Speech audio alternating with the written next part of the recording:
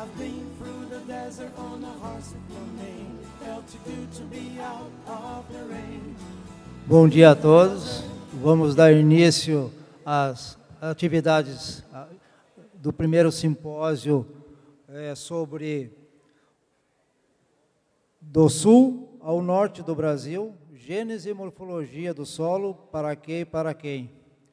Para começar os trabalhos, nós vamos chamar de imediato o professor Newton César Costa Campos, da Universidade Federal do Amazonas, Brasil.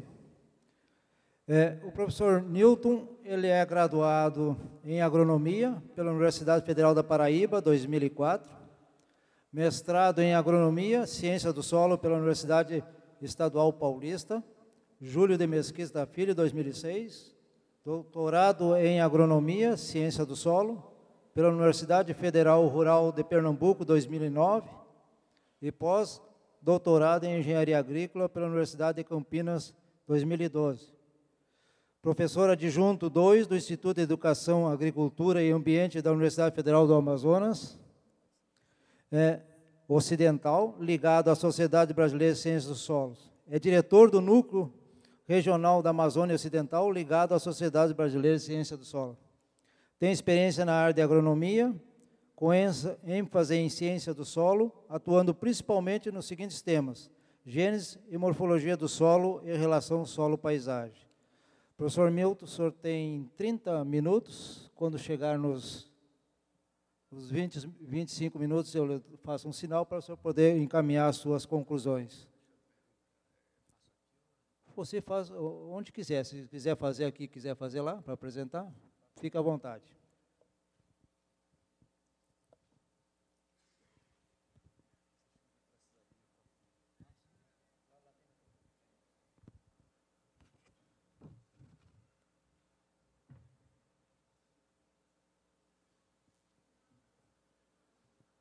Bom, em primeiro lugar, bom dia a todos. De antemão, eu gostaria de agradecer a comissão organizadora do 34º Congresso Brasileiro de Ciência do Solo pela oportunidade de estar aqui. Dizer que é um grande prazer e, ao mesmo tempo, uma grande responsabilidade tratar de um tema tão complexo em regiões tão distintas. Gostaria também de agradecer à Universidade Federal do Amazonas pelo suporte, pelo apoio da minha vinda até aqui. Agradecer também aos discentes do nosso instituto, da nossa universidade, e aos docentes que compõem o nosso grupo de pesquisa.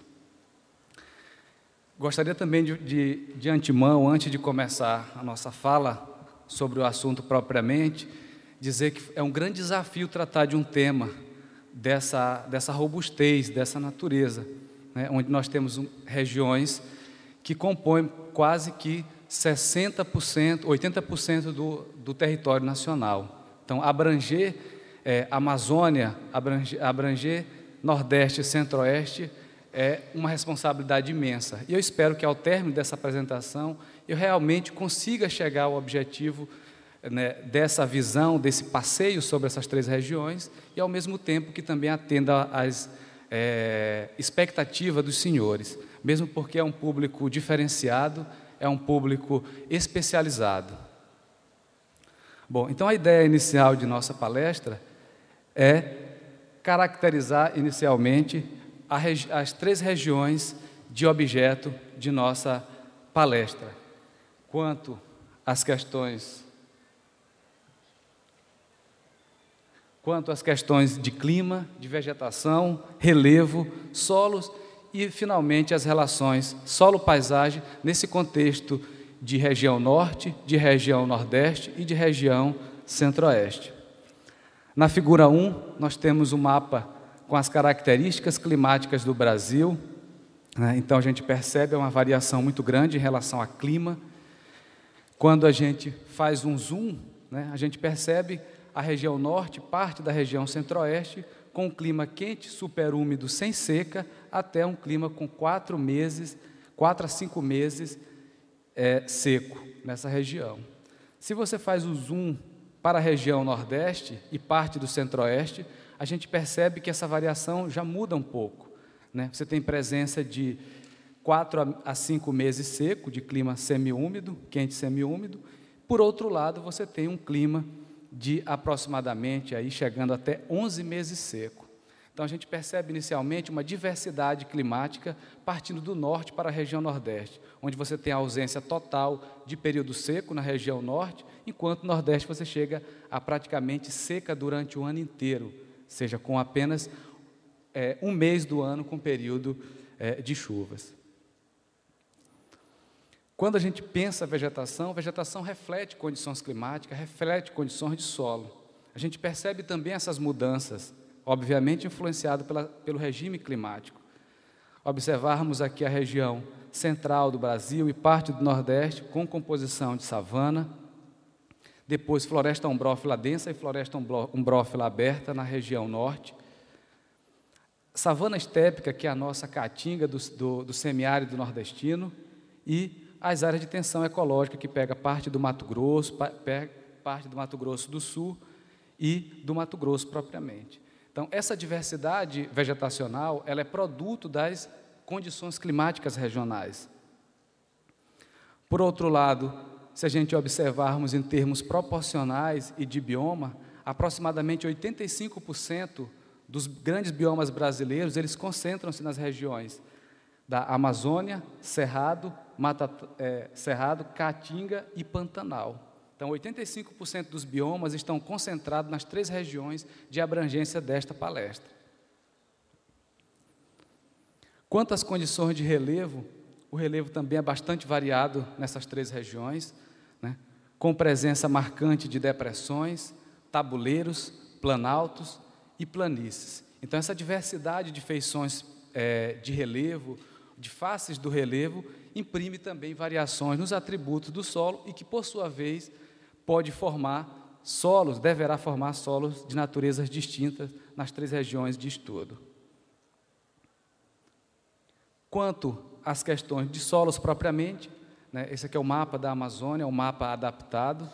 Tem basicamente na Amazônia 66% aproximadamente são latossolos e argissolos. Para a região do Centro-Oeste, a condição ela é semelhante em relação aos quantitativos de latossolos e argissolo.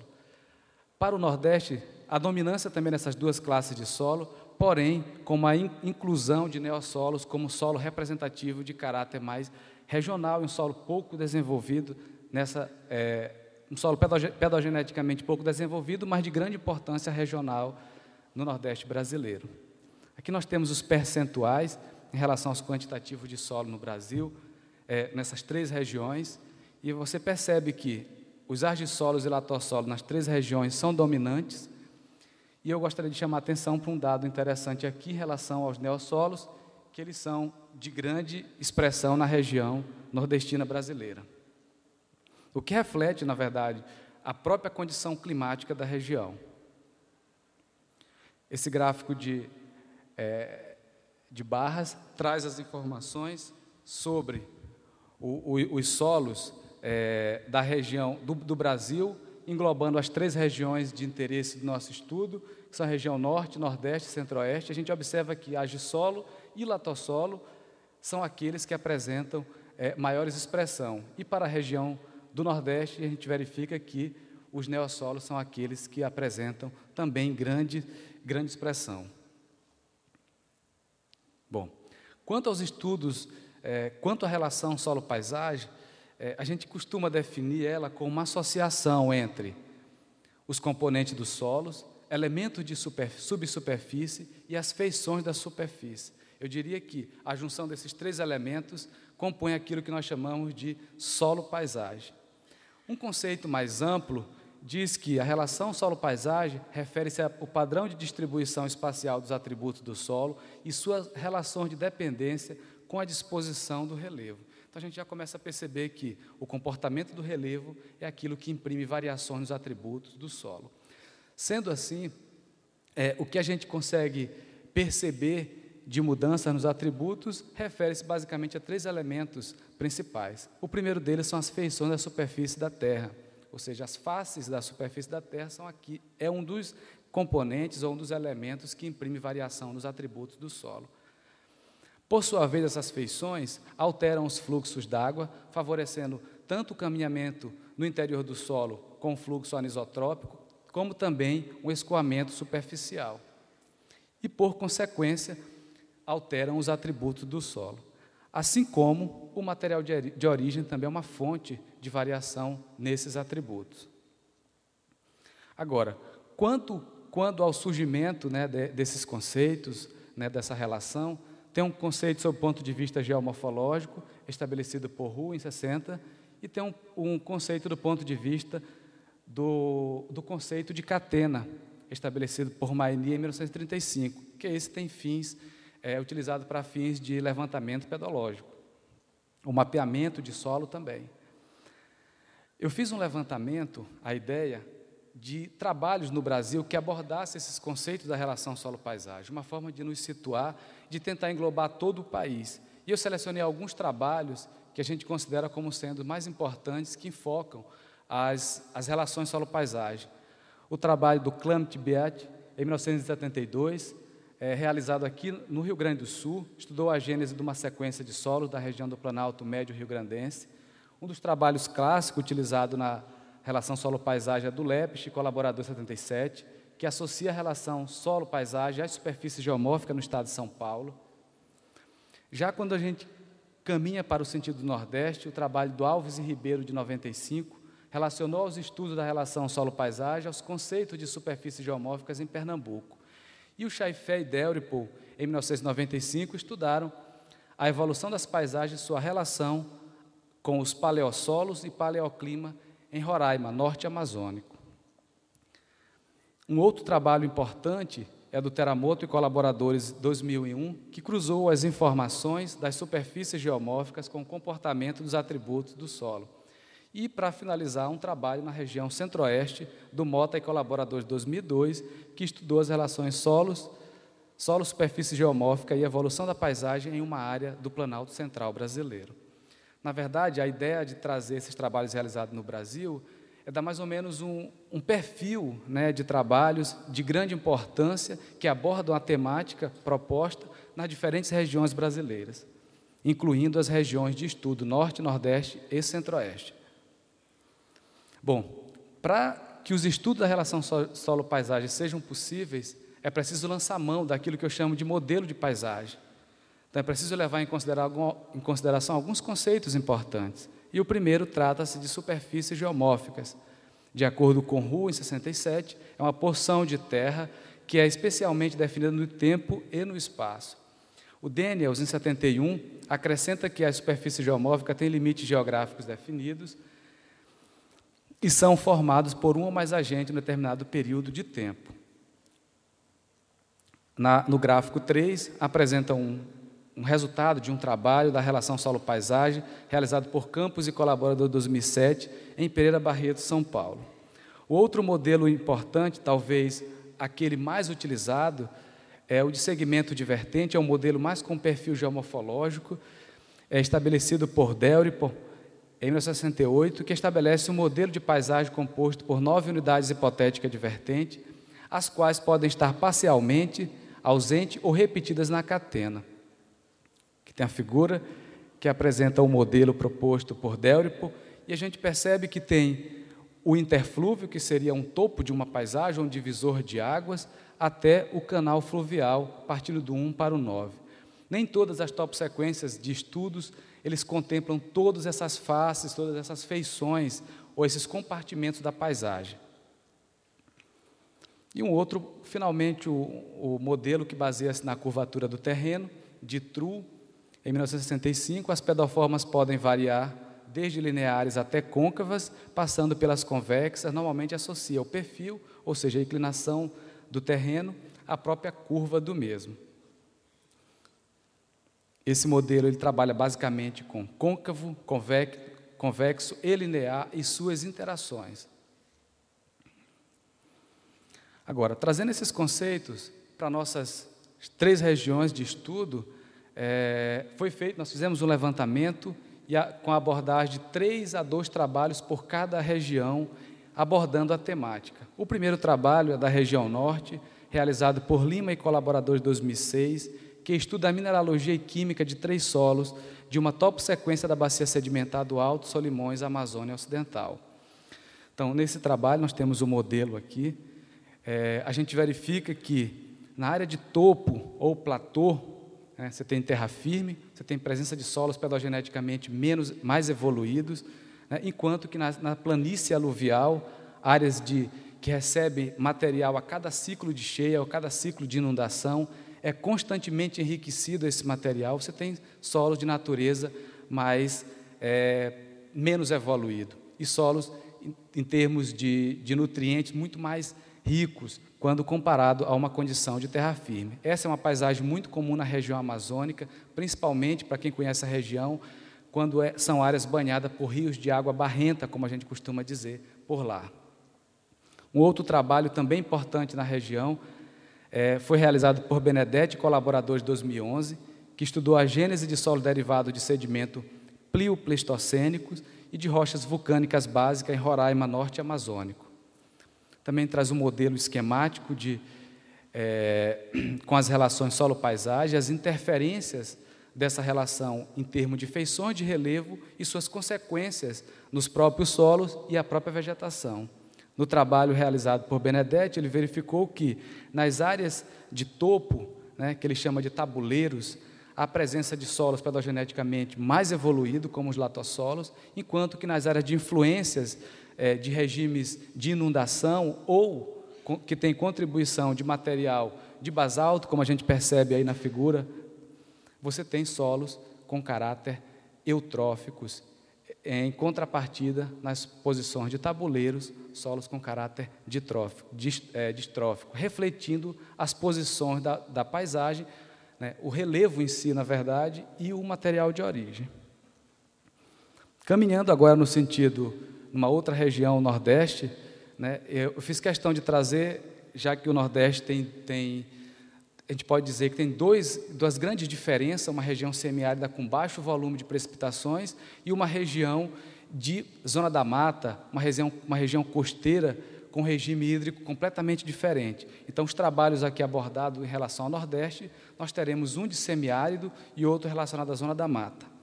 O primeiro é um trabalho realizado por Oliveira e colaboradores de 2009, que estudou a morfologia e classificação de luvissolos e planossolos desenvolvido de rochas metamórficas no semiárido do Nordeste.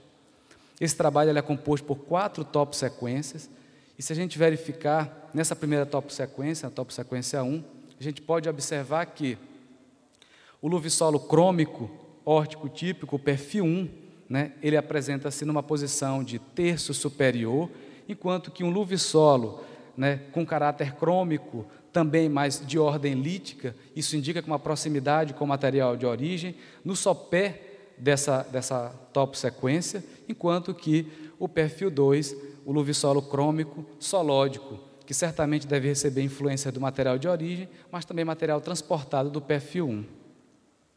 Na segunda toposequência, observa-se que todos os solos da toposequência apresentam um caráter vértico, daí eles serem vertissólico no terceiro nível categórico, porém, para o perfil de número 6 e de número 5, observa-se presença do caráter solódico, indicando que, além das contribuições do material de origem, o relevo favoreceu a descida de material do perfil 4 para os perfis 5 e 6. Mais uma vez indicando que o material de origem e as feições da paisagem interferem nos atributos do solo e condicionam formação, inclusive, de solo, mudança no terceiro e quarto nível categórico.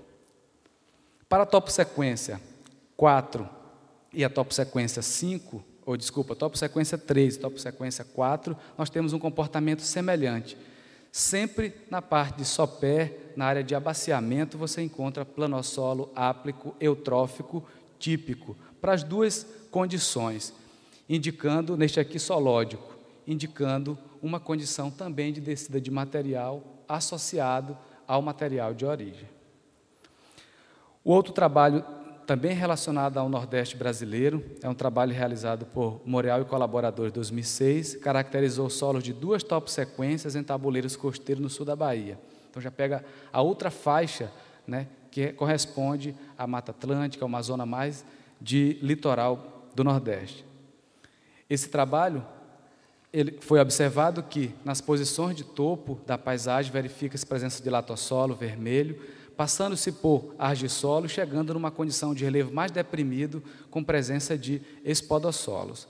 Na segunda toposequência, o mesmo comportamento, né? O comportamento se repete, com presença, neste caso, de argissolos, mas na região deprimida, novamente, a presença dos espodossolos.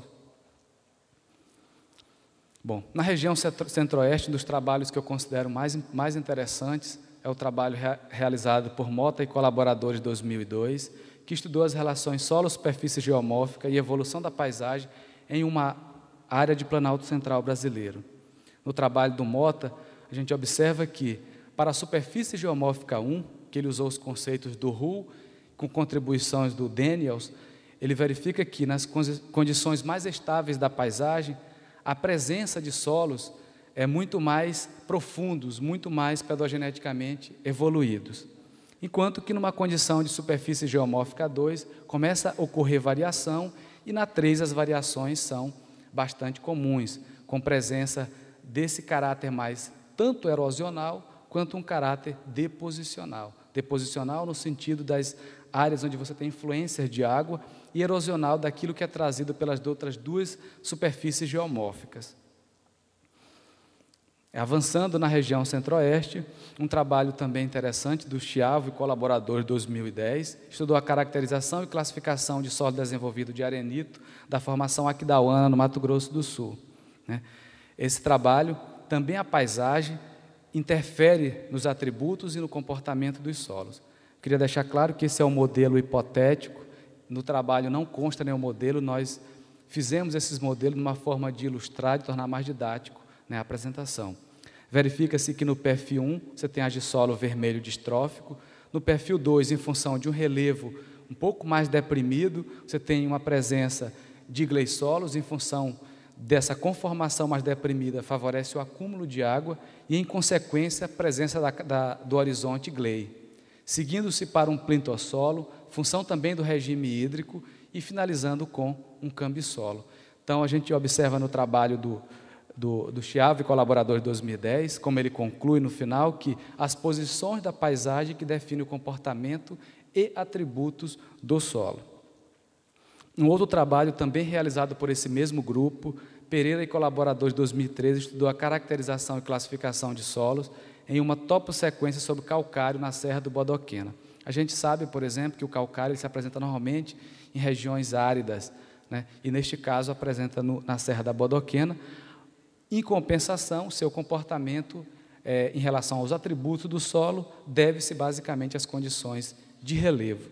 Então, a gente tem inicialmente no perfil 1 presença de um organossolo, mas para o perfil 2 e 3, presença de chernossolo áplico, que é comum em ambiente de presença de material de origem calcário. E, finalmente, para o perfil 4 e 5, presenças de gleissolo melânico nos dois perfis. Influências basicamente da drenagem e do escoamento superficial dessa área, que é condicionado pelo relevo. Bom, dito isto, a gente chega às seguintes considerações finais. Eu fiz o levantamento de trabalhos, por exemplo, na região Nordeste, Norte e Centro-Oeste. De 2003 para cá, nós temos aproximadamente, exatamente 48 trabalhos publicados nesta área do conhecimento. Então, você percebe uma região com uma grande diversidade de feições de relevo, regiões com grande diversidade de material de origem, mas a gente não percebe o quantitativo de trabalhos publicados nesta área do conhecimento. O que leva a crer que existem vazios de pesquisadores dentro da área de pedologia nessas 3 regiões. Se nós compararmos as 3, a gente percebe que no Nordeste os trabalhos são o maior quantitativo, e o que dá-se, na verdade, em função de grupo mais consolidado, enquanto nas regiões Centro-Oeste e Norte, a gente percebe que essas publicações são muito mais escassas, que em função da ausência ou da presença de pesquisadores, você tem maior ou menor número de trabalhos publicados. E a gente percebe que não somente dentro da relação solo-paisagem, mas dentro da área de gênese e morfologia do solo, os trabalhos são ainda escassos. Isso serve de alerta, talvez, para nós, como formação em pedologia, que a gente precisa estar com um sinal alerta, na verdade não alerta, passar para o vermelho, né? Nós estamos numa situação delicada em relação aos profissionais da área, porque a gente percebe que o quantitativo de trabalho é pequeno em função da ausência de pesquisadores nessas regiões, de pedólogo de formação. Eu gostaria, finalmente, de agradecer novamente à Universidade Federal do Amazonas, agradecer à comissão organizadora do 34º Congresso Brasileiro de Ciência do Solo, ao nosso grupo de pesquisa, as pessoas que fazem parte da nossa equipe e que colaboram conosco. Muito obrigado.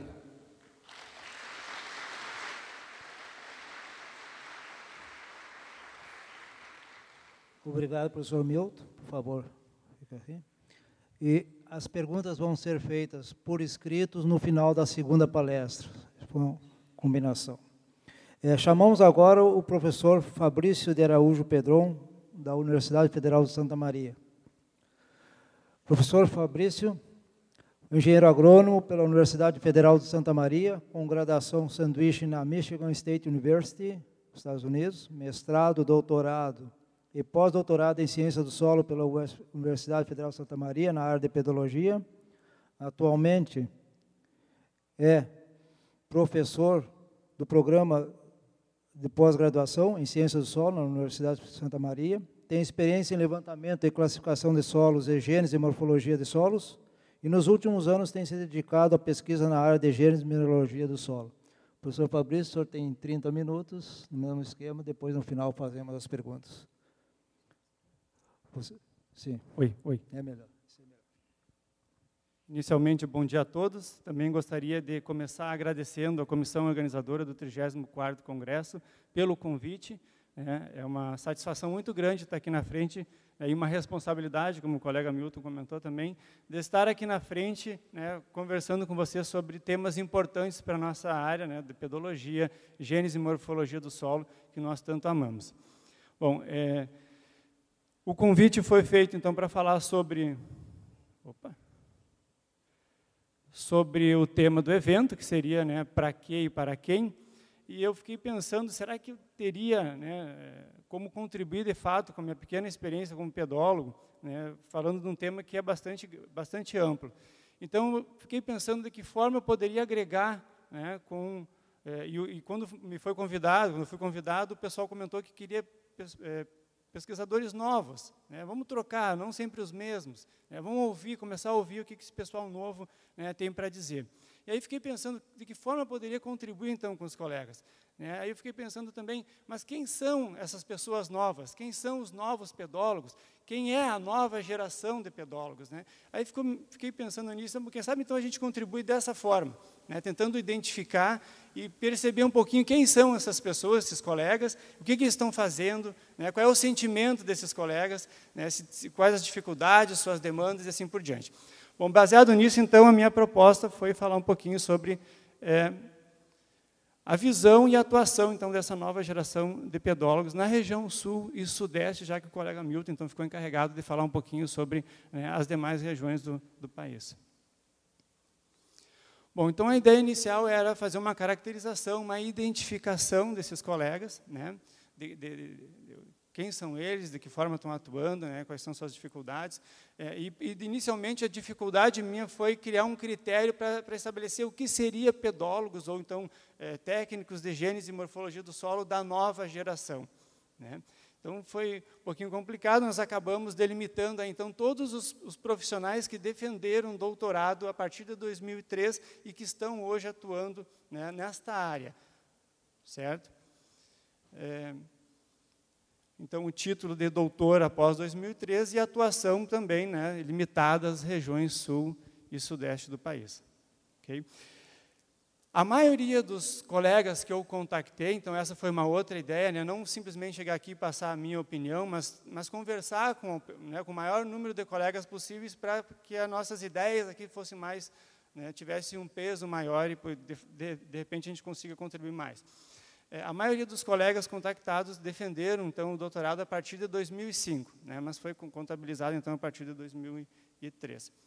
A maioria desses colegas também são pesquisadores e professores novos, certo? Com a faixa etária aí de 35 anos, talvez para baixo. Um ou outro professor mais experiente, ou pesquisador mais experiente, que acabou defendendo o seu doutorado depois, é que entrou nesse grupo. Então, assim, ó, eu vou passar alguns dados para vocês, né? Esses dados, na verdade, eles não são exatos, né? Mais ou menos aí, uns 15 colegas eu consegui obter retorno de um questionário bastante amplo que eu passei, né?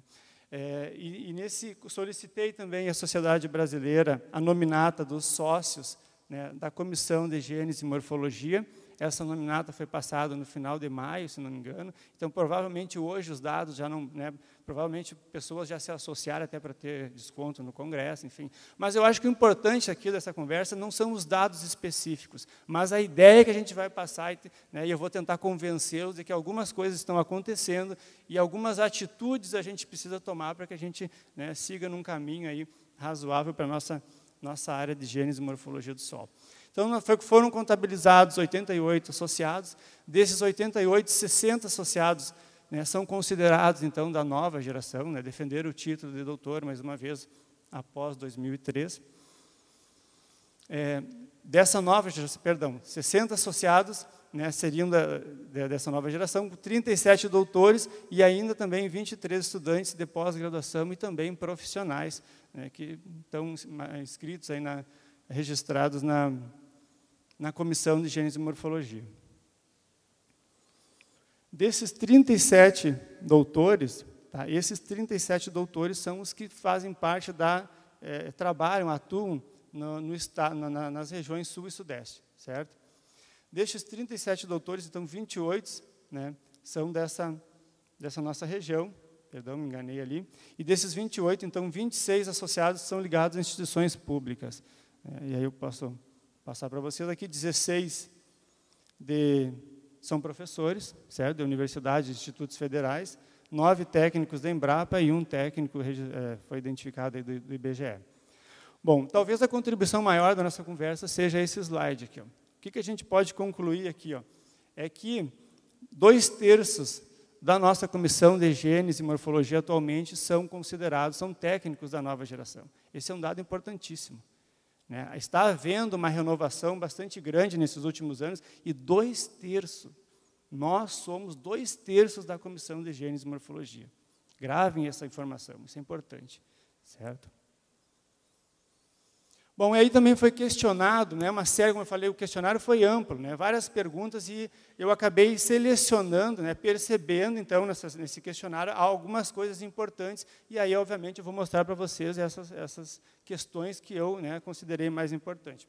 Bom, então, alguns aspectos relacionados às dificuldades encontradas por esses novos pedólogos, né, novos técnicos da gênese e morfologia do solo.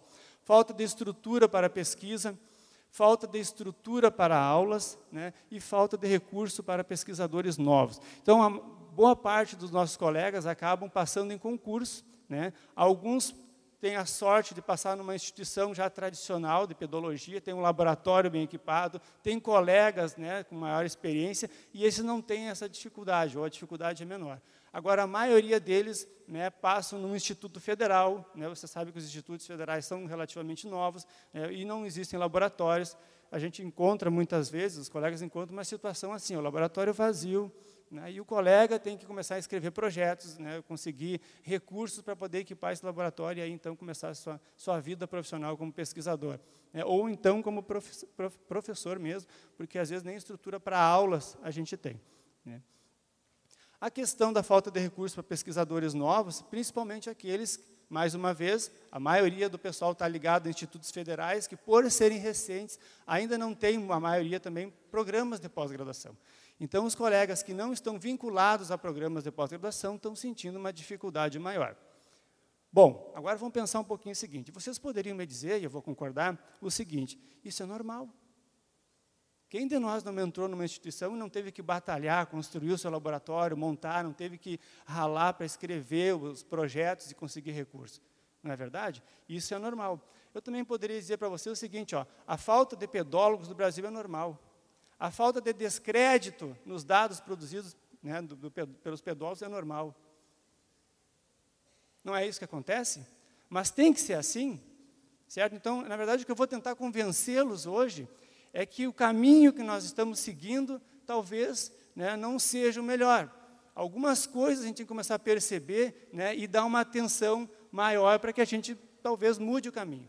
caminhem por um caminho mais tranquilo, onde no futuro, né, lá na frente, a gente tem, então, uma qualidade melhor, pensando na nossa comissão de Gênese e Morfologia, ou então na Gênese e Morfologia do Solo do Brasil. Tá?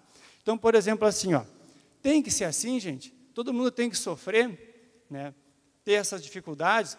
E por que a questão da dificuldade aqui? Porque muitos colegas, né, não são da área de pedologia. Como o colega Milton falou, eles não têm formação em pedologia.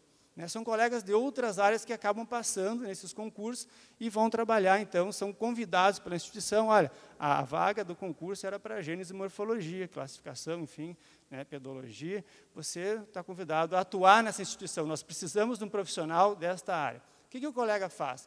Ele não é da área, ele não tem apoio, não encontra apoio, não tem um laboratório, ele vai migrar, vai trabalhar para a área, na área que ele tem formação. E nós acabamos o quê? Perdendo mais um pedólogo.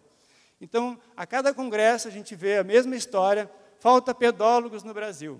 Nós temos que atrair mais pedólogos. Nós temos que tocar música aqui, dançar aqui na frente, para o pessoal achar bonitinha a pedologia. E aí os outros vão vir, vai vir mais gente para a pedologia e tal. Mas nós não estamos percebendo que muitos dos nossos colegas, já na pedologia, estão com dificuldades, né? E boa parte deles nós vamos perder. Tá? Então, essa é uma informação importante que eu gostaria que vocês atentassem. Certo? Outra dificuldade registrada pelos colegas é a familiarização, né, com a área de Gênese e Morfologia. Acabei já falando que é a questão dos colegas que vêm para essa área de outra. Inclusive, existem muitas áreas que já se antenaram, né, já se tocaram que falta pedólogos no Brasil, então beleza, abriu o concurso de pedologia, vai lá e faz. Vai lá e faz, tu é da fertilidade, tu é do manejo, da microbiologia, enfim, passa no concurso, não vai ter nenhum pedólogo inscrito mesmo, e depois nós vamos continuar trabalhando com microbiologia, com fertilidade, e a instituição perde em qualidade de ensino, porque ela nunca teve um laboratório de pedologia.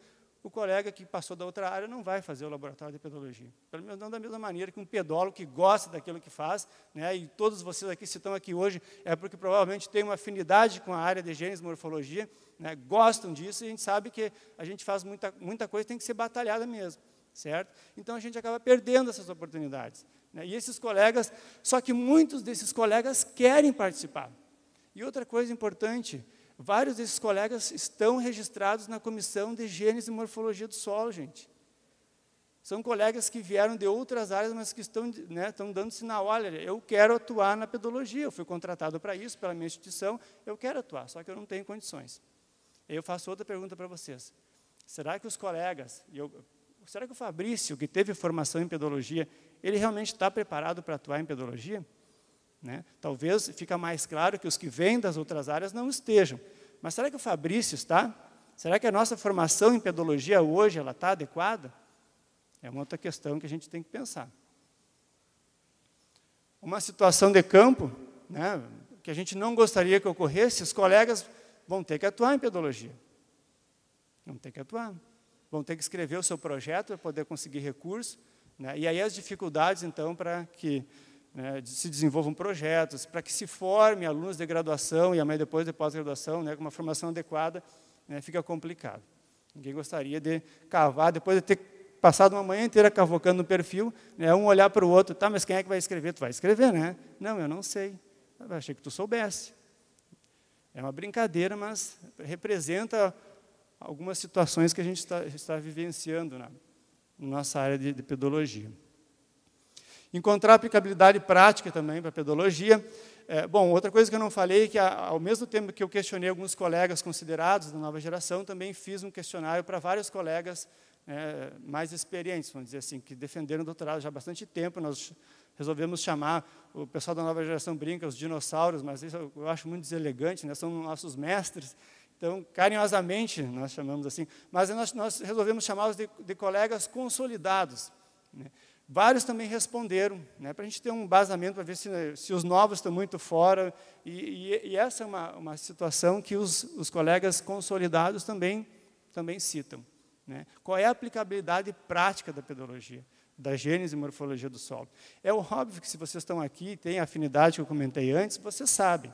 É óbvio que existe uma aplicabilidade prática. Mas na hora de mostrar isso para os colegas, na hora de mostrar isso para a sociedade, né, para dizer que a pedologia ela é importante, a gente fica meio um olhando para o outro também, às vezes. Não, inclusive colegas consolidados, certo? Então, são coisas que eu acho que a gente tem que discutir mais, né? São aspectos muito pontuais. Cada congresso a gente vem, comenta alguma coisa, os problemas são esses, quem sabe a gente faz isso.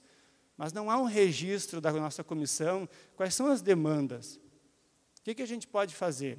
Bom, entre um intervalo de um congresso e outro, quais são os grupos de pesquisa que existem em gênese e morfologia? Alguém de vocês conhece? Talvez chafurdando pela internet, lá pelos dados do CNPq. Mas por que a nossa comissão não poderia organizar isso, de repente, né? Quem somos? Quem são essas pessoas da gênese e morfologia? Por que não poderia ser feita uma pesquisa semelhante, mais, né, com critério mais adequado, enfim, para contabilizar mais certinho quem somos? Né? Como eu comentei com vocês, a pesquisa aqui foi rápida, só para não ficar aqui expondo a minha ideia pessoal. Bom, também foi questionado para os colegas quais são as suas demandas, então. Temos dificuldades? Temos, e as nossas demandas? Né? Atividades de integração desenvolvidas pela Comissão da Sociedade Brasileira, né, tornar a área mais atrativa e interligada com as demais da sociedade brasileira. Essa daqui, ó, a Comissão de Gênese e Morfologia, no entendimento dos colegas, deveria promover mais espaços, certo? Não precisa nem ser evento. Espaços para que a gente possa se conhecer e para que a gente possa discutir as nossas dificuldades, para que a gente possa, dessa forma, crescer, certo? Tornar a área mais atrativa e interligada com as demais, é um aspecto importante. Nós pensamos, a Comissão de Ensino trabalha muito isso, né? Como é que nós vamos mostrar para a sociedade que o solo é importante? Como é que nós, quanto registrados, membros da Comissão de Gênese e Morfologia, vamos convencer as demais comissões, os demais colegas, que os dados, né, de gênese e morfologia, de pedologia, enfim, devem ser utilizados, que têm uma importância fundamental, enfim. Nós temos essa dificuldade. Aliás, vocês vão ver nos próximos slides que nós temos dificuldade de nos convencermos. Pedólogos, nós temos dificuldade de nos convencermos. Como é que nós vamos convencer os colegas, né, que essas informações têm que ser usadas? Então, tem uma série de situações que as informações de pedologia são negligenciadas, né? Quantas críticas nós temos ao sistema brasileiro de classificação, que talvez seja um dos principais produtos nossos, né, que é importantíssimo. Quantos usam o sistema brasileiro? Quantos usam a classificação de solos? Né? Talvez o grosso é da área de pedologia, as outras áreas têm dificuldade. E fora da agronomia, fora da florestal, quem é que usa isso? Então, nós temos um desafio muito grande de mostrar que esse é um produto importante, mas nós não conseguimos nem convencer a nós mesmos. Como é que nós vamos convencer os outros? E convencer a sociedade, como eu já falei. Então, o solo deveria ser considerado, ou ter uma atenção, né, tão importante quanto o ar e a água têm hoje na sociedade. E por que o solo não tem? A gente não consegue convencer nem a nós mesmos. Como é que vamos convencer a sociedade, né, que o solo é importante? Então, assim, ó, não é um absurdo, gente. Né? Eu estou forçando um pouco a barra aqui para tentar convencê-los de que a gente tem que discutir mais. Né? Tem alguns técnicos, e o professor Milton já, né, colocou também um pouco aqui, alguns técnicos da pedologia não estão tendo a formação que deveriam ter. E estão dizendo, olha, nós temos dificuldade. Né? Então, espaços têm que ser criados pela nossa comissão, a gente entende que a comissão é responsável por isso, certo? Para que a gente possa discutir isso, discutir e avançar. Não chegar no próximo congresso aqui e falar a mesma coisa. Olha, continuamos com as mesmas dificuldades. Falta pedólogo no Brasil. Tem pedólogo nas instituições aí que não sabem pedologia, se tornaram pedólogos, mais uma vez, pelos concursos, e que estão sendo negligenciados. E nessa falta de pedólogos, um a mais no grupo faz falta. Então, pensem nisso também. Bom, aqui outra demanda importante é a identificação da interface solo-saprolito. Eu vou apresentar 2, 3 aqui rapidinho, são demandas que geram polêmicas. Tá? Não são mais importantes que outras, ou menos, né? Existe uma série de demandas. Eu vou só citar 2, 3 para tentar mostrar a minha ideia. Bom, então, qual é a questão do solo-saprolito aqui? Tem perfis que a gente identifica muito bem, o que é um solo, o que é uma frente de intemperismo, também chamada saprolito, o que é rocha. Muito tranquilo. Agora, tem perfis, né? Aqui é um argissolo, a foto acho que não ficou muito boa, tem um horizonte A, um horizonte B, aqui embaixo tem uma camada saprolítica, que eu chamei DS, e entre esse B e A, que é solo, tem uma camada aqui, ó, E o que é isso? Cada um diz uma coisa. Cada um diz uma coisa. Os americanos dizem uma coisa, o brasileiro copia um pouco de um pouco do outro, e aquilo fica uma bagunça. O sistema brasileiro diz uma coisa, na hora de classificar no campo, cada um classifica do mesmo jeito. Quando classificam? Quando identificam essas camadas? Porque a maioria dos nossos levantamentos de solo se restringe ao horizonte A e B. Ignoram, né, as camadas de saprolito e as camadas rochosas. Não dizem se o material é fraturado ou não é fraturado, são informações importantes. Né? Por que classificar saprolito? Por que conhecer saprolito? É isso que eu escuto nos eventos da sociedade, com os colegas. Então, existem colegas agrônomos, inclusive, que vêm com essa história. Ah, mas por que isso? Vai deixar o sistema brasileiro mais complicado ainda. Isso é perda de tempo. Gente, para um solo profundo de 3 metros, que vai ser destinado para uso agrícola, talvez o saprolito não tenha uma importância muito grande, realmente, né, ele está lá embaixo. Mas em neossolo, solos rasos, isso aqui é de solo bruno acinzentado, o saprolito aqui, ou essa camada não identificada, ela começa já a 50, 60 centímetros. Nós temos dados de neossolos regolíticos que a camada saprolítica retém mais água que o próprio horizonte A. Isso ambientalmente é uma informação importante. E é outro aspecto que a gente tem que pensar. Eu vou estudar solos, ou sou pedólogo só para lavoura, só para uso agrícola? Né? Nós estamos negligenciando o uso urbano, o uso industrial, descarte de resíduo, enfim, uma série de outras aplicações da informação. Então, assim, a gente vem no Congresso, falta pedólogo. Nós não conseguimos convencer a sociedade que o solo é importante, mas a gente também não está atuando para mostrar isso. Né? Então, a gente tem que começar a pensar nessas questões. Pelo menos 20% da região sul, incluindo os 3 estados, é constituída por neossolos, litólicos e regolíticos, onde o saprolito está quase beijando a superfície. Né? Nós temos cidades, já consideradas cidades grandes, praticamente construídas sobre essas áreas. O exemplo do Rio Grande do Sul, o típico é Caxias do Sul, uma cidade linda, maravilhosa, desenvolvida, sobre esse tipo de terreno. Perguntem ao prefeito de Caxias do Sul, o pessoal, os agrônomos de lá, se eles consideram informações de solo. Né? Hoje em dia, talvez sim, né? Inclusive tem levantamentos de solo da região, feito pelo colega aqui, o professor Flores. Mas quando fizeram a cidade, provavelmente não. Então, são informações negligenciadas e que a gente está deixando de atuar. E o sistema brasileiro? O sistema brasileiro, querem algo mais polêmico que o sistema brasileiro? Querem pano para manga em reunião de pedologia, né? Só falar do sistema brasileiro. Então, assim, não cabe aqui dizer quais os problemas ou o que tem que ser mudado, mas eu vou apontar o seguinte: o sistema brasileiro, eu acho que é o nosso maior produto. É fantástico, é maravilhoso, mas ele precisa ser adequado. Um aspecto importante: o sistema brasileiro ele serve para quem? Então, voltando, quando a gente fala em convencer a sociedade que a pedologia é importante, que tem que formar mais pedólogos, o sistema brasileiro serve para quem? Produção agrícola, isso é óbvio. Né? O caráter, o enfoque do sistema brasileiro deveria ser mais ambiental, para que outros profissionais possam utilizá-lo. E isso não acontece. Tá? Esse é um ponto. Outro ponto, aqui também não ficou boa a imagem, mas isso aqui é um solo, é uma área urbana, né, desenvolvida sobre um aterro sanitário. Isso, hoje em dia, é algo bastante comum. Então, aquela historinha de mapeamento de solo, colocar a área urbana, uma mancha de área não mapeável, ou não solo, tipo de terreno, isso hoje em dia não cabe mais. Né? Nós, como pedólogos, né, e como cidadãos, nós temos que ter consciência de que essas áreas, nós vivemos sobre essas áreas, nossos filhos vivem sobre essas áreas. E essas áreas podem ter problemas ou não, mas a gente só vai poder afirmar isso conhecendo. E muito pouco tem sido feito, né, nesse sentido, de identificar esses solos urbanos. Isso aqui é um aterro sanitário, é praticamente entulho de lixo aqui. Ó. E existem casas, existem hortas em cima disso. Esse é um exemplo lá de Santa Maria, mas muitas cidades a repetição desse exemplo. Certo? Então, assim, bom, é muito fácil chegar aí na frente e falar que tem problema aqui, problema ali e tal. Mas outra coisa importante que eu gostaria de destacar é o seguinte, né, eu já falei várias vezes que nós estamos negligenciando algumas coisas, deixando de atuar em outras, né, e aí talvez venha outro ponto, né, bastante importante da nossa conversa, que é o seguinte: 2/3 da nossa comissão são quem? Os pedólogos, ou né, técnicos da gênese e morfologia da nova geração. Então, a quem cabe mudar isso, gente? Nós. Certo? Não dá mais tempo de ficar esperando pelo professor mais experiente, consolidado, né? porque ele já é um terço apenas da sociedade. E amanhã ele vai, como dizia um famoso poeta gaúcho, ninguém aqui vai ficar para semente. E a renovação está sendo rápida. Então, cabe a nós tomarmos atitude. Certo?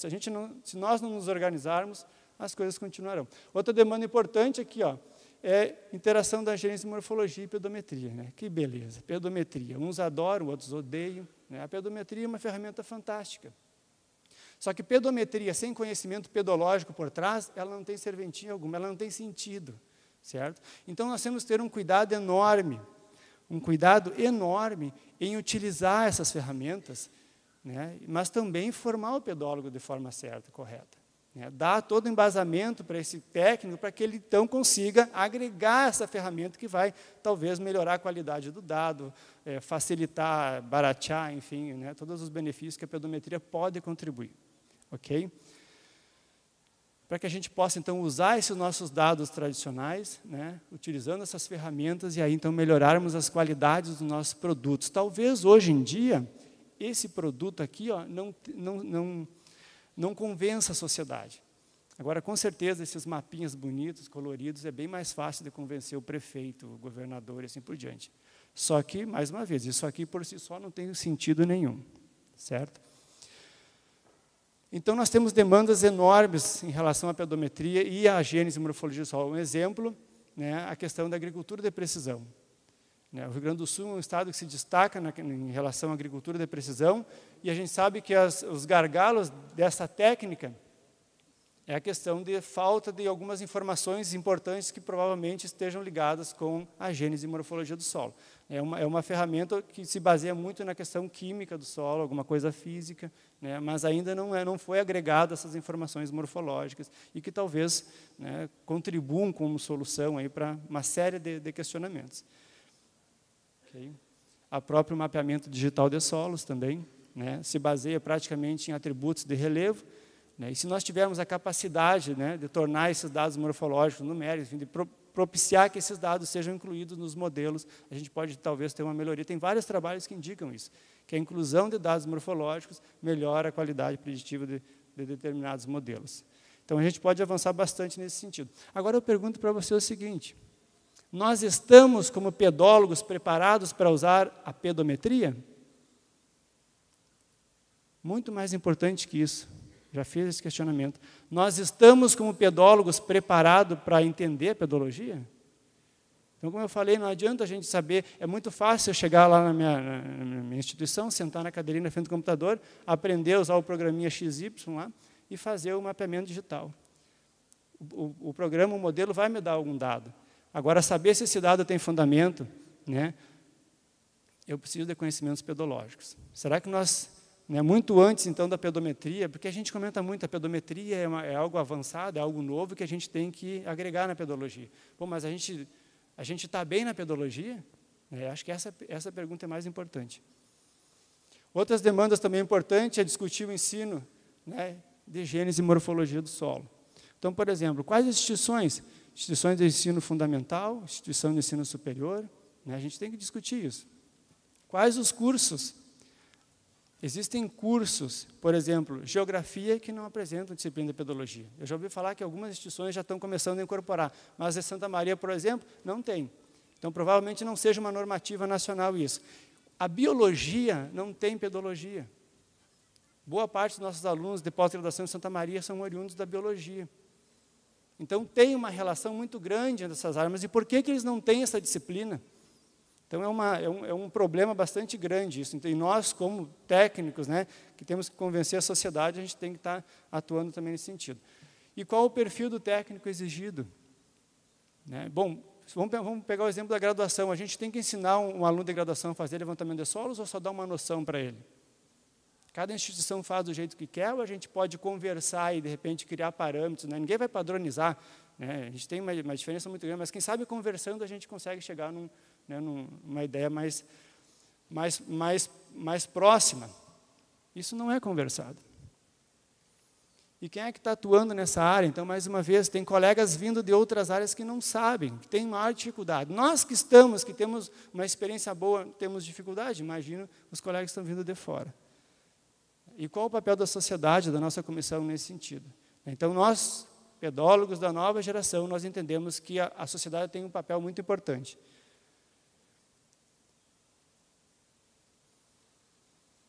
Bom, em relação ao ensino de Gênese, né, vou fazer uma brincadeira aqui, tem uma história muito antiga de que Dokuchaev, lá no final do século XIX, trabalhando com seus levantamentos de solo na Rússia, num frio de lascar, né, gostava muito de uma bebida.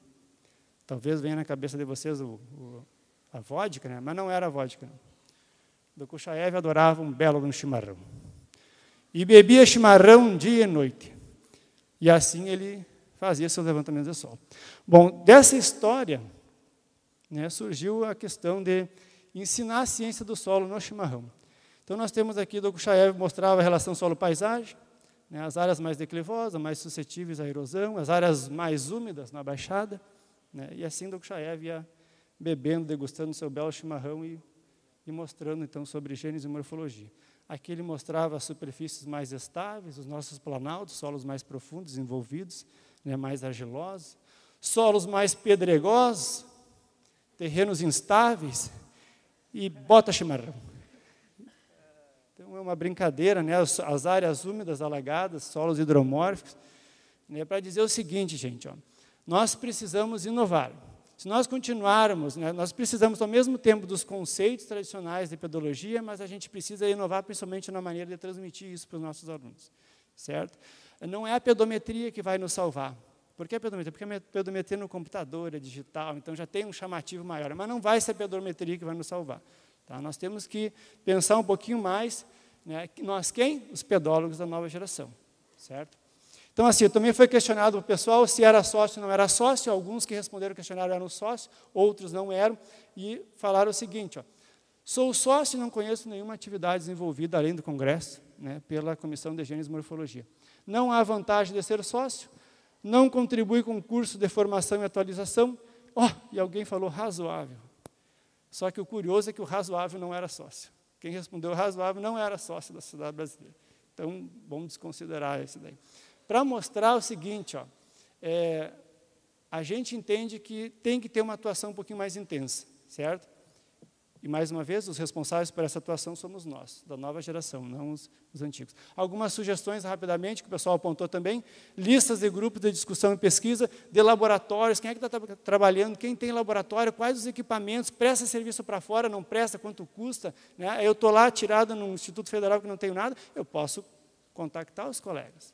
E aí, então, talvez, né, facilitar a minha vida para desenvolver os projetos.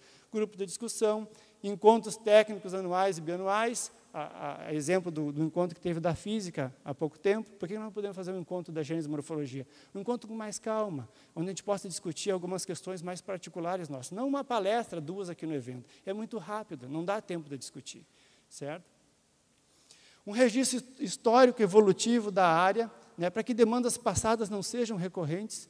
A questão do saprolito vem desde 2003, saprolito, terra de ninguém, alguém lembra disso? Eu aprendi isso lá em 2013, em Ribeirão Preto. Até hoje continua terra de ninguém, eu acho que o pessoal entendeu mal o recado, que terra de ninguém é porque não era para ninguém pesquisar, não era para ninguém trabalhar com isso, mas não era, o contrário. Né? Então, esse registro, quais são os problemas e o acompanhamento, né, permite que a gente não fique repassando, remoendo as mesmas coisas sempre. E curso de formação e atualização de curso de duração. Isso aqui o pessoal pediu muito. Nós não entendemos, hoje em dia não se faz levantamentos de solo como antigamente, isso todo mundo sabe. Então, o treinamento nosso de campo ele é menor do que foi antigamente. Por que a gente não pode fazer atividades como o RCC, por exemplo, mas que não seja só para discutir sistema de classificação, para aprender, de fato, né, a questão da morfologia. Então, assim, até para finalizar, eu acho que para quem o para que ali está tranquilo, né? A Gênese e Morfologia do Solo produz uma série de produtos extremamente importantes, fundamentais para a ciência do solo, né? Mas o para quem ali talvez a gente tenha que pensar um pouquinho melhor. Né? Esses 2/3 da sociedade de pessoas novas, com dificuldade, muitos de áreas de fora que vão acabar retornando para a sua área, nós vamos perder, nós estamos negligenciando esses colegas, certo? E para terminar aqui, eu gostaria de deixar um pensamento para vocês refletirem. Né? Todo pedólogo tem uma intimidade com o perfil, consegue conversar com o perfil. Né? Na verdade, a gente só se torna pedólogo quando a gente consegue ouvir o perfil. Alguns dizem que essa intimidade, às vezes, ela extrapola um pouquinho, e aí eu deixo a brincadeira para vocês refletirem e interpretarem como acharem melhor, de forma, né, a contribuir, obviamente, com a nossa discussão.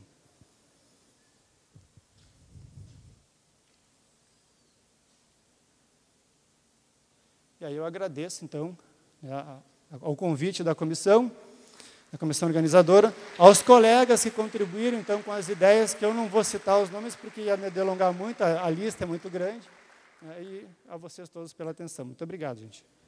Obrigado, professor Fabrício. Eu esqueci. Agora que eu vou virar o teu nome aqui, ó. Tudo jóia. Tranquilo? Beleza, parabéns pela tua exposição. Eu queria parabenizar os dois palestrantes pelas belas palestras. Primeiro, o professor Milton, por resgatar aquilo que a gente chama de solo-paisagem, e ao professor Fabrício pela coragem de estar colocando aqui os novos pedólogos. Porque nós, não que eu seja velho, eu me sinto um guri, mas nós sabemos que não somos eternos.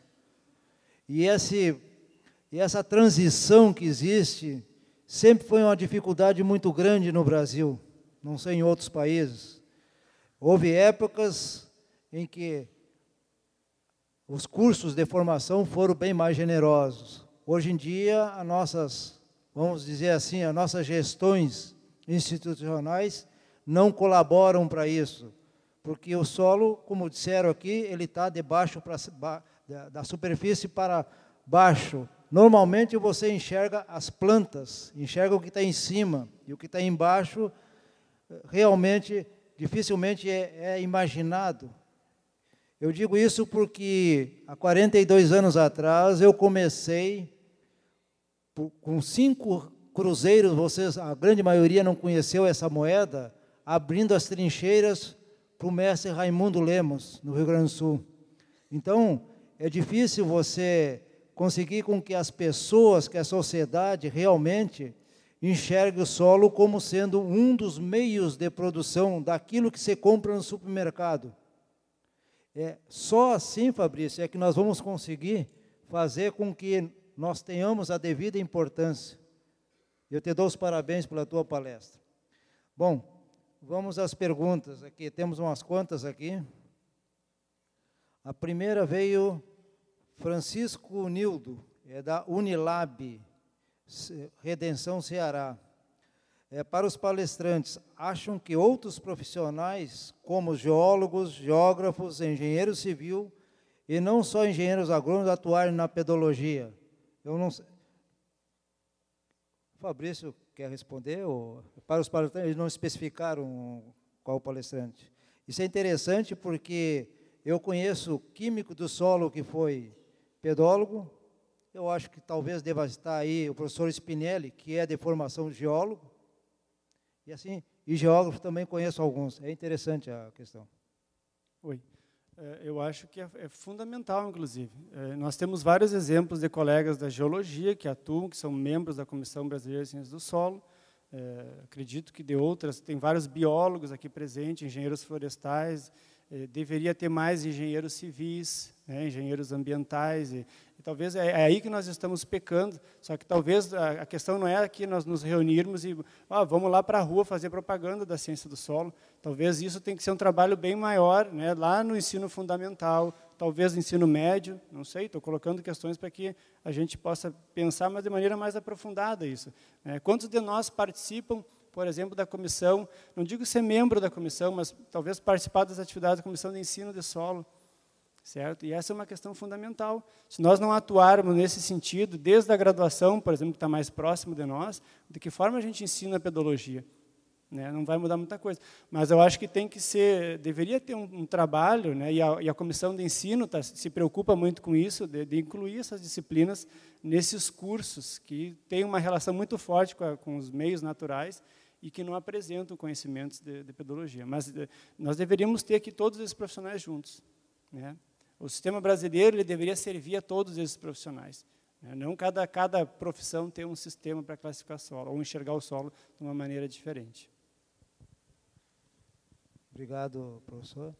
Vou passar uma outra pergunta aqui para o professor Milton agora. André Hertz, Marabá, Pará. Sou doutor em Ciências do Solo pela UFSM, obtive o título em 2006. Desde então atuo como professor adjunta da Universidade Federal do Pará, campus Universidade do Marabá. Ela pergunta: será que faltam pedólogos no Brasil ou falta interesse desses profissionais em atuarem nas regiões menos favorecidas para a pesquisa, como a região norte? Digo isto pois abrimos concurso para a área de pedologia e não tivemos inscritos durante 3 anos consecutivos. Bom, essa outra pergunta é muito boa e eu me sinto muito confortável, não talvez em responder a pergunta, mas fazer alguns apontamentos, porque eu moro na Amazônia também. Primeiro, eu já não gosto do termo menos favorecida. Dá uma ideia muito, sabe, de um lugar que é sub, né? E eu, pelo menos, trabalho na Amazônia e não o considero assim, né? Muito pelo contrário. Eu vejo a Amazônia como talvez o cenário mais interessante, sob o ponto de vista da gênese e morfologia nesse país, pela grande diversidade de paisagens que você tem em relação a material de origem, em relação às feições do relevo. Então, esse ponto aí eu já não concordo com o que você colocou aqui. O segundo ponto, em relação à falta de profissionais ou falta de interesse, então, eu já penso que não é falta de interesse, é falta de profissional mesmo, porque em outras regiões, como eu vou usar aqui o teu termo, mais favorecidas, entre aspas, também falta profissionais de pedologia, né? Como o professor Fabrício colocou, existem pessoas migrando para outras áreas, e que, eventualmente, você abre um concurso na região norte, por exemplo, isso já aconteceu, de uma pessoa realmente migrar, por exemplo, de microbiologia, migrar alguém de fertilidade para a área de pedologia, porque realmente carece profissionais. Agora, a falta de profissional ela é geral. A região, em termos de pesquisa, ela tem um potencial enorme. Agora, em termos de adequar-se à realidade local e morar no lugar desse, não é fácil. É preciso, antes de mais nada, ter coragem, gostar, assumir isso como sendo algo para a sua vida e retirar todos esses pré-conceitos que as pessoas têm em relação a uma região dessa, né, de dizer que é menos favorecida, de dizer que é uma região sub, né, coisa que a pessoa que realmente tem interesse de ir para a região norte, certamente não terá, né. Eu estou lá desde 2006 e te digo aqui perante esse público, com toda a franqueza, que não tenho pretensões de mudar de região. Poderia até querer mudar de região, mas não tenho pretensão, porque eu abarquei a região, porque eu acredito pelo potencial de produção, de conhecimento a ser gerado na região, é muito maior do que minha vontade de sair, que, felizmente, eu não tenho vontade de sair da região norte. Eu acho que eu sou muito mais importante, muito mais útil lá, né, do que em qualquer outra região do país neste momento. Então, essa questão de falta de profissionais ou de falta de interesse, eu não considero como ela sendo definidora.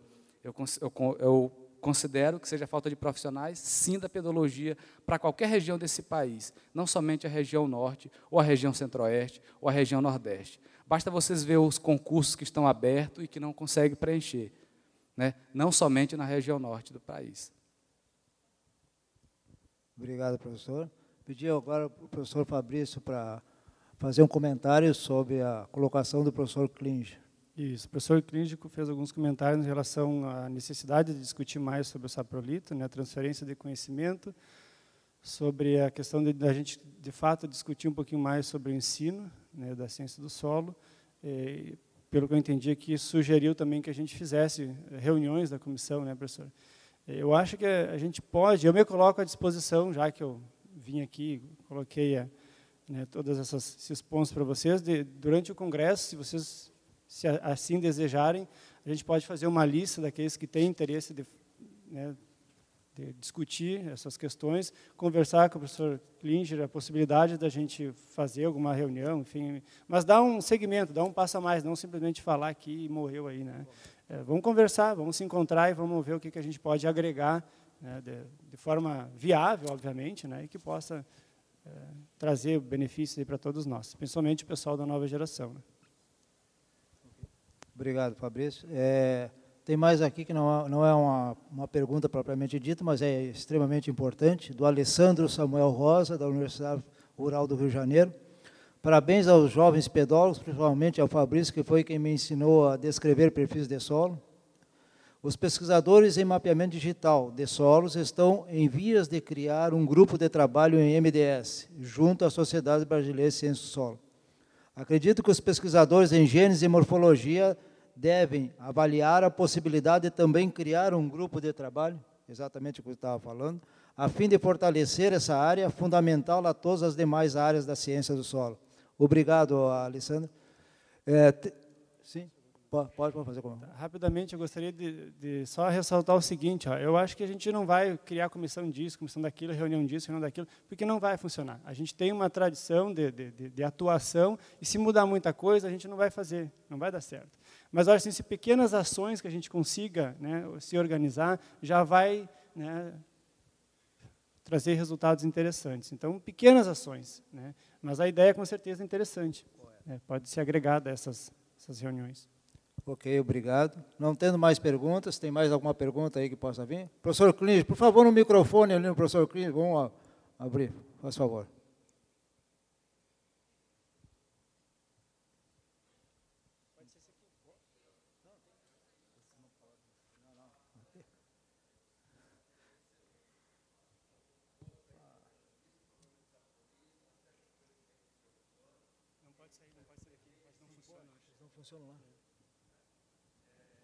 Professor, só um minutinho que está chegando o microfone para que todos possam ouvir o que o senhor está colocando. É muito importante.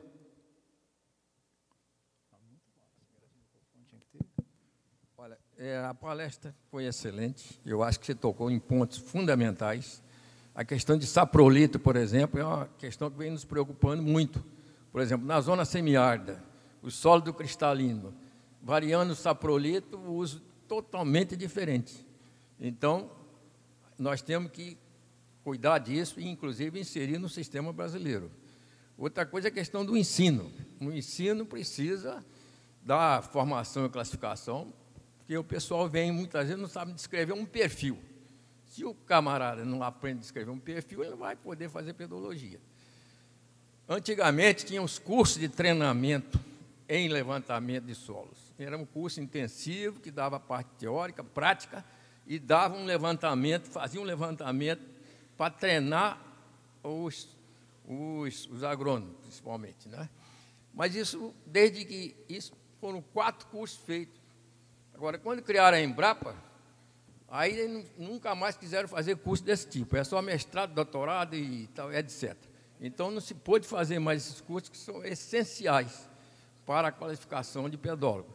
Então, eu acho que se nós não cuidarmos disso, nós vamos ter uma perda de conhecimento acumulado e de dados, porque nós temos a melhor escola de morfologista de solos tropicais e a quantidade de dados de solos tropicais é excelente que nós temos. Então, isso tudo vai perder, porque há um hiatus muito grande dos poucos que ainda restam de mais experiência e tudo, dos novos que estão entrando. Mas a notícia que você deu aí, de 2/3 dos novos, já está na Comissão de Higiene, Morfologia e Classificação, já é importantíssimo. Acho isso aí que já está começando a mudar. Agora é essa turma entrar na pedologia mesmo, com fé e confiança, e fazer trabalhos. Hoje em dia quase não tem levantamento mais de solo. Então era treinado o pessoal no levantamento. Não adianta estar falando em pedometria sem integrar isso com a pedologia. Não adianta ficar trabalhando separadamente. Nós temos que integrar essas coisas novas com o que se vem fazendo tradicionalmente. Obrigado. Obrigado, professor Clígio. Mais alguma questão? O professor Fabrício quer fazer um comentário em cima? Ótimo. Só comentar rapidamente que nós realmente temos essa preocupação, né, de que a renovação aconteça e a gente acabe perdendo com a massa crítica enorme e fantástica que a gente tem hoje no Brasil relacionada à pedologia. Então, por exemplo, o pessoal que está mais perto do professor tem um contato maior, discute. Agora, o Fabrício, que está lá em Santa Maria, lá no sul do Brasil, não tem contato com o professor Klinger. né? Então, se nós criássemos espaços que a gente pudesse conversar, aprender um pouquinho, isso ia ser fantástico, né? Acho que a gente tem que realmente se preocupar com essas questões. Obrigado, professor Fabrício. O professor Nilton quer fazer. Bom, em relação, não somente resgatando a questão da pergunta da professora da Universidade Federal do Pará, nós temos um problema muito sério em relação à pedologia na região norte, e para resolver esse problema, a gente faz parceria com outras instituições, em relação à questão da infraestrutura, como foi colocada pelo Fabrício, e que a gente tem que fazer um esforço tremendo para poder montar os laboratórios. Então, se a gente não aprova projetos, a gente não consegue montar laboratórios. Isso é no Brasil como um todo, não é somente na região norte. Então, atualmente, para que as pesquisas elas aconteçam dentro da pedologia lá na nossa universidade, a gente tem parceria com a Unesp, temos parceria com a Unicamp, temos parceria com a Rural de Pernambuco, que são nossos parceiros e que propiciam, possibilitam as publicações e viabilizam os trabalhos. Realmente, se eu ficasse na região norte, sozinho, isolado, certamente os trabalhos não iriam acontecer, né? E você precisa de grupos mais consolidados para te auxiliar, para te ajudar a crescer dentro de uma região. Eu acho que nessa perspectiva a pedologia tende a caminhar, tende a crescer. Um dado interessante que eu tenho, nós já formamos 3 turmas de agronomia, que nós estamos num campus novo, saíram 6 alunos para pós-graduação, apenas um foi para pedologia. Então, aquilo que o professor Klinger falou, com amor, com dedicação, é isso mesmo. Você precisa, como diz a professora Cristine, você precisa gostar da pedologia, antes de mais nada. O restante, a gente corre atrás e faz acontecer. Agora, resgatando o que o professor Klinger falou, em relação à má formação dentro de classificação nas graduações, talvez isso seja consequência de professores não formados em pedologia. Aquele que não tem formação em pedologia, certamente ele pode ser dedicado, mas a disciplina não é dada com tanto afinco quanto alguém com formação em pedologia. E, infelizmente, acaba que o aluno levando essa herança ruim, essa herança perversa para toda a sua vida, que talvez possa superar numa pós-graduação. Mas isso pode ser também um motivo de existência desse aluno da área. Então, fazer pedologia, é preciso ter amor pela área mesmo, é preciso querer fazer, frente às dificuldades, frente às adversidades que a gente encontra, desde financiamento de pesquisa e desde isolamento, como as pessoas falam, em relação aos centros, às escolas tradicionais. Como na minha palestra, por exemplo, os trabalhos, o maior quantitativo de trabalho que a gente percebeu foi na região Nordeste, por conta do centro de Recife, como escola de pedologia muito tradicional. Nas outras regiões, como não tem essa tradição toda, você tem uma dificuldade maior de formação nessa área. Mas muito obrigado. O professor Fabrício vai fazer uma última observação, depois o professor Dalmolin, e aí nós vamos encerrar. Não, rapidamente, só para ressaltar que aquela técnica de usar o chimarrão para fazer o ensino da gênese e morfologia do solo, eu não uso muito, eu prefiro a técnica do churrasco. Mas é como adiantado da hora, vocês iam acabar ficar literalmente babando, então eu mostrei só do chimarrão. Ok. Professor Dalmolin, faz favor. Não, só colocar primeiro parabéns aos palestrantes, e não foi sem saber desse dado, a comissão organizadora de parabéns em escolher 2, podemos dizer, jovens pedólogos ou pedólogos da nova geração. Nós precisamos disso. É abrir espaços também para o novo, já que, inclusive, a comissão hoje está dominada por membros que são novos. Falando nisso, e só um rápido comentário, a questão da pedometria, que é de extrema importância. De tanta importância que nós concluímos ontem, durante 3 dias, a 3ª reunião brasileira de mapeamento digital de solos, que antecedeu esse congresso. Inclusive, foi solicitado por esse grupo de pedólogos, certo? De pedólogos, a criação de um grupo de trabalho, um working group, sobre o mapeamento digital de solos, dentro da Sociedade Brasileira de Ciência do Solo, que foi aprovado ontem na reunião de diretoria. Então, na verdade, um dos grandes trunfos para atrair esses jovens pedólogos é a pedometria, certo? Quer dizer, é você usar a tecnologia disponível hoje, para a pedologia. Quer dizer, eu sou talvez um pedólogo aí da geração mediana, mas eu aprendi a fazer mapeamento de solos em cima de fotografias aéreas, riscando as fotografias aéreas, riscando as cartas topográficas que nós tínhamos. Hoje nós temos uma tecnologia que nós devemos usar essa tecnologia para quê? Para identificar atributos, identificar classes, etc. Talvez esse seja o principal motivador, né, para esse pessoal que vem, esses jovens que vêm tão ávidos em relação às novas tecnologias, utilizarem para a pedologia através da pedometria. É claro que nós precisamos alinhar conhecimento de campo e conhecimento de informática, conhecimento de sensores, de estatística, né, e outras coisas. Mas a pedometria, sim, né, eu posso talvez até, e vou fazer uma afirmação, é a salvação da pedologia. Claro que com muita informação e muita formação de campo. Esse é esse o comentário. Obrigado. Obrigado, professor Dalmolin. Bem, nós vamos encerrar esse simpósio, passando às mãos do professor Milton o certificado. Você merece. E o professor Fabrício também. Agradecemos a todos, salva de palmas, e damos por encerrado o simpósio número 1. Obrigado.